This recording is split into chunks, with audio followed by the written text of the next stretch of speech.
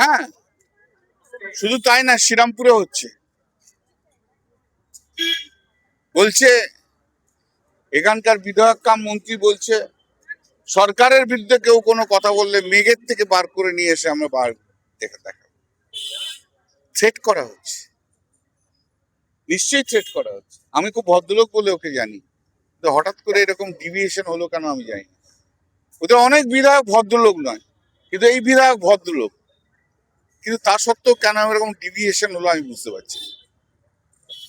বাক স্বাধীনতা হরণ করা হচ্ছে, পুলিশি রাজ চলছে, বই সবাইকে থ্রেট করা হচ্ছে। এক একটা ছেলেকে ধরে নিয়ে এসে যে 24 ঘন্টা করে বসিয়ে রাখা হচ্ছে, অনেক কিছুই হচ্ছে।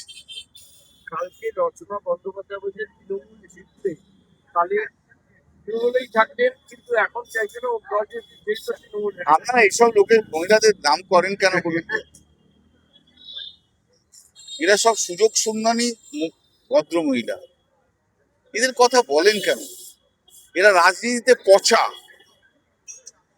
এরা মানুষের কাছে ঘৃণার প্রাপ্ত হয়ে গেছে। এরা তো মানুষের কাছে যায় না। এই 20 জনকে আর 60 জনকে মানুষ কিভাবে ঘৃণা করছে জানেন? এরা ঘৃণার পাত্র হয়ে দাঁড়িয়েছে। এদের সঙ্গে পড়ে থাকেন কেন? আপনারাও বলি, এদের বাইট নেওয়ার জন্য আপনারাও দৌড়েন। নেতাজি সুভাষচন্দ্র বোসকে নিয়ে বিতর্ক হচ্ছে, একজন সংসদ নেতাজি নিয়ে বলেছে, তারপরে আবার অনেকে বিজেপি থেকেই অনেকে তাকে আটকাবার চেষ্টা করছে। এ কোথায় আটকাচ্ছে, কি বলছে বলুন না?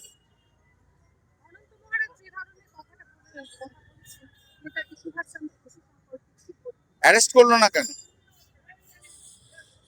যদি নেতাজি সুভাষচন্দ্র বসুকে আপনি সম্মান জানাতে চান, মাননীয় মুখ্যমন্ত্রী অনন্ত মহারাজকে অ্যারেস্ট করলেন না।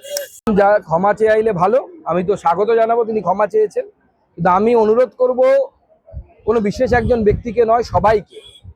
নেতাজি সুভাষচন্দ্র বসুর মতো, নেতাজির মতো একজন ব্যক্তিত্বকে, যিনি নিজের পুরো জীবনটাই দেশের জন্য দিয়ে দিয়েছেন, এই ধরনের যে কোনো ব্যক্তিত্ব সম্পর্কে কোনো ধরনের মন্তব্য, বিশেষ করে কুরুচিকর মন্তব্য করার আগে আমাদের 10 বার ভাবা উচিত।